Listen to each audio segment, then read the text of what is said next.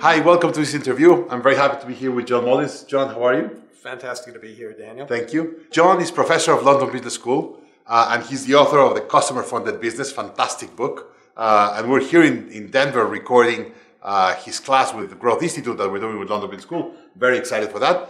But I want to talk with John a little bit behind cameras of why he likes these subjects, why this is important for him. So John, let's start with that.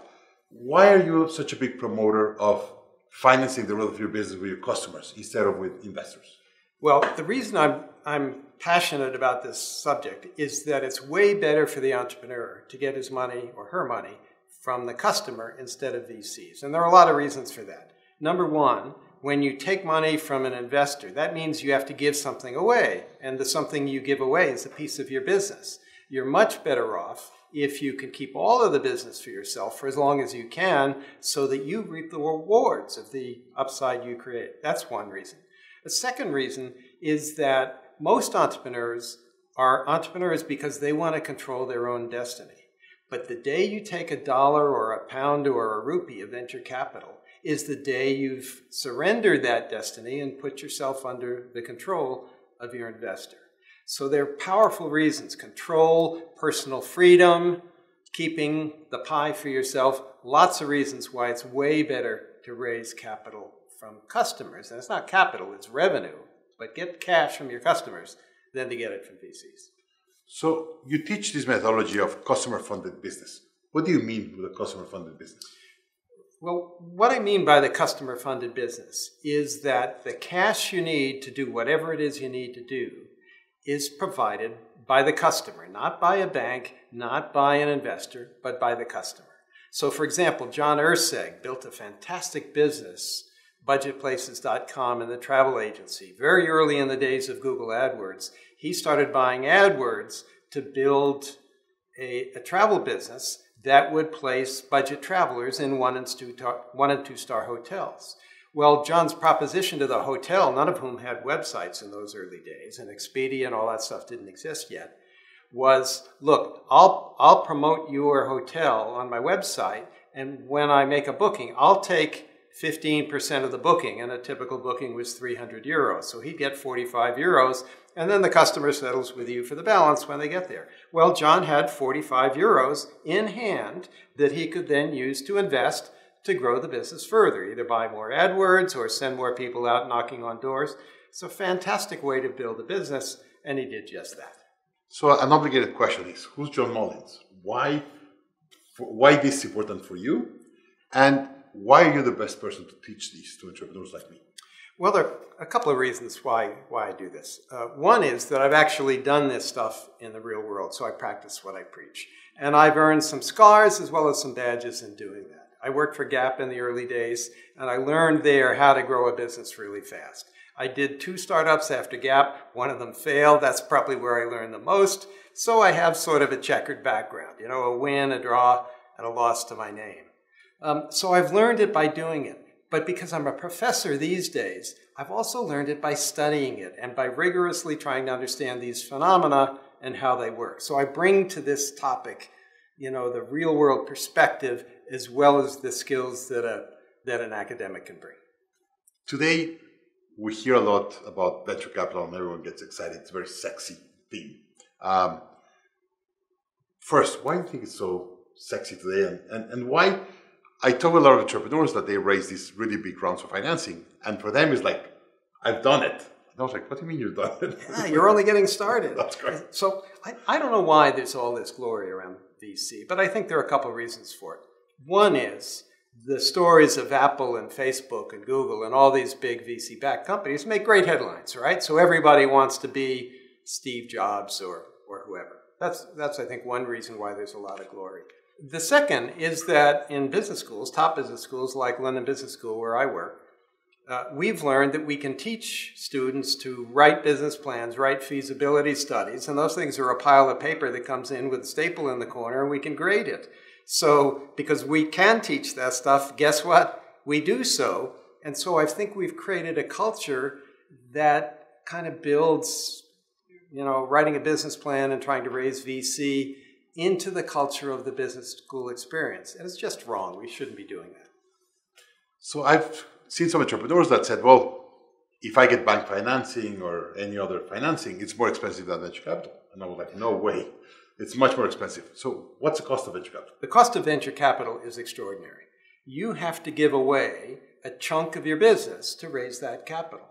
And the return that that investor expects on that capital he gives you is vastly more than the rate of return a bank expects on their money. These days, banks expect single-digit returns, right?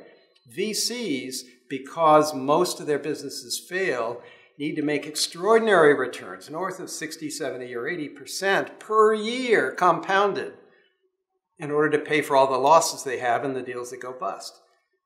60% money or 6% money? I'll take 6% money or 0% money from the customer any day. Very cool. So talking about, there's some models of business that it's easier to do with your clients or finance with your clients, and there's some that you really need VC. When do you think is the right time to raise venture capital, and when is not the right time to raise venture capital? So here's my take on the right time to raise VC. I think you should raise VC once you've proven that you've got customer traction. Now, the trick to getting customer traction is you've got to build something and prove it in the marketplace. Build a prototype or something so you can prove customers actually want what it is you think you're going to sell. A lot of entrepreneurs say, but I don't know how to build a website, or I don't know how to sell, and I need to hire capital to find that person. Actually, it's not that you need capital. You need to find a partner who has the right skills to get done what has to get done to prove that there's really something of value in what you want to build. Once you've proven that, in my judgment, that's the time to raise VC. Perfect. You raise it to grow, not to start. Perfect. You and I were talking earlier today about the difference of being a disciplined entrepreneur and holding it to fund it yourself or your clients, and just go the easy route of raising venture capital. So what would you tell an entrepreneur that it's thinking, hey, if I don't raise venture capital, I cannot start? Well, you know, these days in some parts of the world, like Silicon Valley, maybe London where I work, it kind of seems like money grows on trees, and it's maybe pretty easy to raise capital. That was true for a while around Bangalore and Hyderabad in India as well, though that's getting harder today. But actually, it's really hard to raise capital. It takes a lot of work, takes a lot of pitches. Very seldom does the first person you pitch give you the money. So you're devoting all this effort to investors, when instead you could be taking that time and effort and devoting that to your customers and making sure you're building something that the customer really wants and will pay for. It's a vastly better use of your time. The other day you were also talking about this, about the amount of time it takes you to raise venture capital. And you said, by the time you finish, it's a full-time job to do it. And they have to run your company. So what happens when you're raising venture capital and you have to grow your business? What's usually what happens? Well, it's interesting. If you're a startup and you're trying to raise capital, you kind of neglect the customer and you say, well, I'm going to build this. Give me the money so I can build it.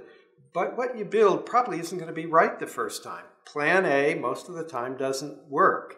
My earlier book, Getting to Plan B, tells the story of that whole process. If you're a mid-sized company raising capital, maybe private equity capital, what I see happen is that in the 6 to 9 to 12 months you spend raising the capital, finally you get the check, the money comes in, and what happens? You report a bad quarter. Why? Because you took your eye off the ball. That's a big risk. Then they will say, well, we will invest, but half the valuation because your company is doing less, not so much profit. All right, let's get as a last question. What's the cost of venture capital? Like, if I'm going to build a company and grow it and be successful and be $50 million value, how much of that do I lose to venture capital? You're asking a really great question, Daniel. People don't think about the cost. They only think about the upside and how huge my business is going to be. And if I only have a few percent of this huge pie, I'm going to be rich. But actually, the cost is extraordinary. Let's say you go out and raise a Series A round of capital to grow your business. And let's say the VC takes, or the private equity investor takes, say, 20% of your business. That would be a fairly typical outcome. In about 18 months, you'll have burned that money, but you're maybe doing well, so you need another round. And this time, maybe they only take 15% of your company, so you're being diluted. Well, after 2 or 3 rounds, you own much less of your company than you used to. So let's say you still own 65% of your company and your investors own 35%, to pick a random number. Well, if you can sell your business at the end of the day for, say, $10 million, that 35% is costing you what? $3.5 million. If you can sell that business for $100 million, that money is costing you what? $35 million. Now, do we know you'd have gotten to the same place without that VC? No, we don't, of course. But what I argue is that with the discipline and with the understanding of how to really do this with customer funding, you can actually grow a fabulous business, a big business. Unicorns are grown this way today, and you can do it without venture capital. And to close this, we see that all the successful companies, they raise venture capital and all of that.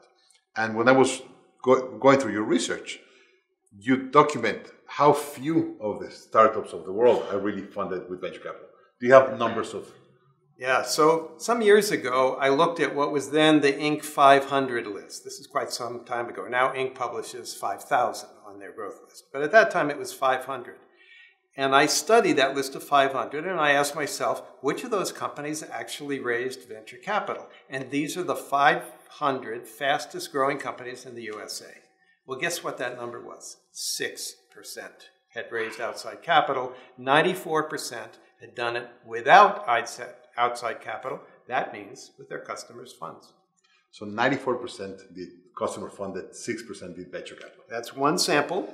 It might differ from place to place and from time to time, but that's But it's a sample of the 5,000 fastest growing companies in the US. If that's in the US when you have a lot of capital, imagine what's happening in India or Latin America or Asia or whatever. Most of those places, actually, you have no choice. There are not well-developed capital markets, and you've got to raise your money from your customers. So you're actually maybe fortunate if that's what you're forced to do. And sorry, I got one more. You were telling me the other day this Josh Lerner research and this other venture capital that they say the more venture you raise in your first rounds, the least successful you're going to be. Why that happens? You know, it's interesting. People would think that as soon as you've raised capital, your odds of success go up, right? But Fred Wilson, who's the VC in New York at Union Square Ventures, has been studying this for a long time. And he says actually the opposite is true.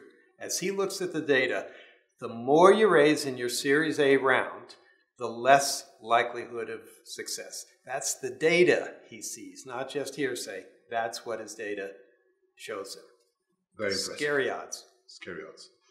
Yeah, you have better odds in the roulette in Vegas than being successful in venture capital. All right. Thank you very much for being here, John. Thank you very much. We really appreciate all your insights and hope that you could scale up your business with customers, not necessarily investors or venture capital. John, Daniel, thank you very you. much. Great pleasure. Thanks. Thank you.